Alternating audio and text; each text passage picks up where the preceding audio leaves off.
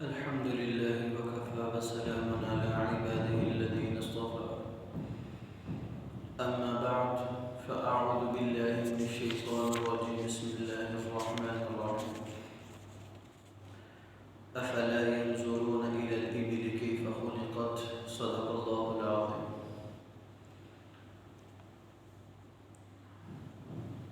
میرے محترم سامعین و ناظرین،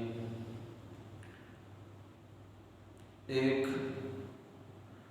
انتہائی سنگین عیب جو انسان کی اعمال کو ختم کر دیتا ہے وہ ہے حسن پرستی. حسن پرستی کا مطلب ہر انسان اپنی آنکھ سے حسین چیز کو دیکھنا چاہتا ہے، حسین مناظر ہوں، حسین چہرے ہوں. یہ ہر انسان فطری طور پر اس چیز کو پسند کرتا ہے اور محبوب رکھتا ہے، کیونکہ اس دنیا کے اندر ہر انسان کی ہر خواہش پوری ہو جائے ایسا ممکن نہیں. فطری طور پر انسان کے دل کے اندر تقاضا تو رکھا، لیکن اس تقاضے کو دبا کر اس تقاضے کو پورا کرنے کی جگہ اللہ رب العزت نے وہ جنت الفردوس بنائی ہے. وہاں پر انسان جو چاہے گا، جس طرح چاہے گا، اللہ رب العزت عطا کریں گے. لیکن دنیا کے اندر اللہ رب العزت نے بعض چیزوں کو باوجود فطرت ہونے کے انسان کے لیے حرام اور ناجائز قرار دیا ہے. انہی میں سے غیر محرم کی طرف حرام نظر ڈالنا اور اپنی نگاہوں کے ذریعے لذت حاصل کرنا اللہ رب العزت نے حرام قرار دیا ہے. اس لیے اللہ رب العزت نے قرآن پاک میں اپنی مختلف قدرت کو ظاہر کیا. افلا ينظرون الى الابل كيف خلقت والى السماء كيف رفعت والى الجبال كيف نصبت والى الارض كيف سطحت. یعنی اگر انسان مجبور ہے، وہ حسن کو چاہتا ہے، تو اللہ رب العزت نے جو کائنات کے اندر اپنی قدرت کے شہکار پیدا کیے ہیں ان چیزوں کو دیکھے. اللہ رب العزت نے کائنات کو حسین ترین بنایا ہے. اللہ رب العزت کی پھیلی ہوئی تمام قدرتیں اور تمام عجائب کو دیکھے اور اپنی آنکھوں کو ٹھنڈے کرے. ایسے ہی جن چیزوں کی طرف دیکھنا اللہ رب العزت نے عبادت قرار دیا ہے. قرآن کو دیکھنا عبادت، بیت اللہ کو دیکھنا عبادت، اپنے والدین کی طرف محبت کی نگاہ سے دیکھنا عبادت قرار دیا ہے. یہ اس لیے دیا ہے قرار انسان اپنی فطرت کو پورا کرنے میں مجبور نہ ہو، بلکہ جو حلال مواقع ہیں، حلال طریقے ہیں، ان کے ذریعے اپنی فطرت کو پورا کر لے، حرام کی طرف نہ جائے. کیونکہ حرام کاری انسان کو اللہ رب العزت سے دور کر دیتی ہے. اور یہ حسن پرستی، حسین چہروں کو دیکھنا، جس کا وبال سب سے پہلے یہ پڑتا ہے کہ انسان اللہ کی نافرمانی، زنا جیسے فعل میں پڑ جاتا ہے، اس کا ارتکاب کر پڑتا ہے. کیونکہ آنکھ جو دیکھتی ہے دل پر اس کا اثر پڑتا ہے، اور دل اس کا پیغام قبول کر کے انسان کے اعضاء و جوارح کو پیغام دیتا ہے، اور انسان کے جسم کے اعضاء اس کی عقل اور دل کی بات کو مان کر عمل میں آ جاتے ہیں، کام میں لگ جاتے ہیں. اس لیے حسن پرستی حرام قرار دی گئی ہے، اور اس کا علاج کرنا بھی انتہائی درجے کا ضروری ہے. ایک آدمی آئے آپ علیہ السلام کے پاس، ابھی ایمان نہیں لے کر آئے تھے، اور وہ پوچھنے لگے اور کہنے لگے میں آپ کی تمام باتوں کو ماننے کے لیے تیار ہوں، لیکن میں آپ سے ایک بات کی اجازت لینا چاہتا ہوں کہ مجھے زنا کرنے کی اجازت دی جائے۔ آپ اندازہ لگائیں کس بات کی اجازت طلب کر رہا ہے اور کس سے کر رہا ہے، لیکن قربان جائیں کملی والے صلی اللہ علیہ وسلم کے عالی اخلاق پر۔ آپ علیہ السلام نے اس کی بات کا برا نہیں محسوس کیا، اس کے کندھے پر ہاتھ رکھا اور کہا کہ بتلاؤ، جس عورت کے ساتھ تم زنا کرنا چاہتے ہو وہ کسی کی ماں ہوگی، کسی کی بیٹی ہوگی، کسی کی بہن ہوگی، کسی کی خالہ ہوگی۔ بتلاؤ، اگر کوئی آدمی تمہاری ماں سے زنا کرنا چاہے گوارا کر لو گے؟ نہیں۔ تمہاری بیٹی سے زنا کرنا چاہے گوارا کر لو گے؟ نہیں۔ تمہاری بیوی سے زنا کرنا چاہے گوارا کر لو گے؟ نہیں۔ تمہاری خالہ سے زنا کرنا چاہے گوارا کر لو گے؟ نہیں۔ تو آپ علیہ السلام نے کہا کہ جیسے تم اپنے ان محرم رشتوں کے ساتھ زنا کرنے کو پسند نہیں کرتے، تمہیں تکلیف ہوتی ہے، ایسے ہی جس سے آپ زنا کرنے جا رہے ہو، جس سے زنا کرنے کی اجازت دے رہے ہو، وہ ضرور کسی کی ماں ہوگی، ضرور کسی کی بیٹی ہوگی، ضرور کسی کی بہن ہوگی، ضرور کسی کی خالہ ہوگی، ان کو بھی تکلیف ہوگی۔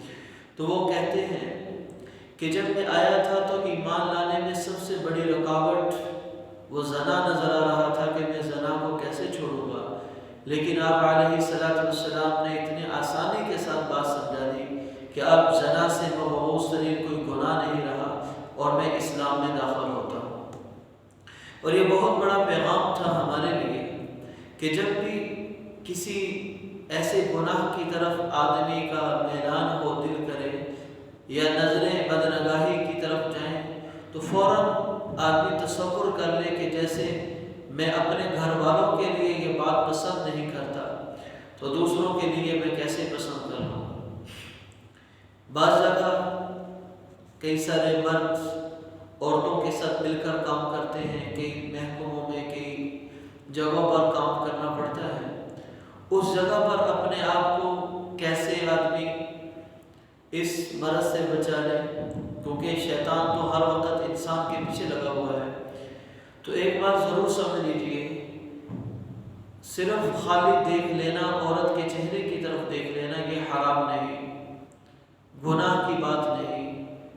شرط یہ ہے کہ اس میں دیکھنے والا حرام لذت محسوس نہ کر رہا ہو اور حرام لذت لینے کی نیت سے نہ دیکھ رہا ہو، ویسے ہی مطلق نظر پڑ جائے یا ضرورت کی وجہ سے چہرے کی طرف دیکھنا پڑ جائے اور ارادہ غلط نہ ہو تو دیکھنا گناہ نہیں۔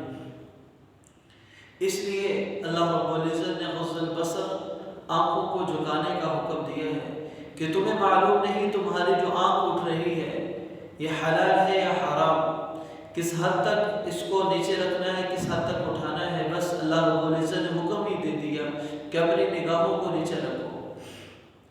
اور دوسری بات، ہمیشہ اللہ رب العزت سے آدمی دعا مانگتا رہے کہ اللہ میں کمزور ہوں، حرام نظر ڈالنے سے میری حفاظت فرما۔